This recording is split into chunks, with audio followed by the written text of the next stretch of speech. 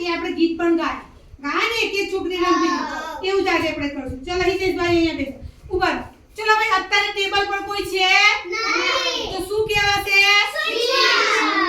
ચલો હવે અહીંયા બેસી ગયો ભાઈ ચલો કેટલા થયા 1 ચલો હવે એકમાં એક ઉમેરીશું એક આવશે ચલો કેટલા થયા ભાઈ 2 કેટલા થયા 2 ચલો હવે 2 માં એક ઉમેરશું તો 3 ચલો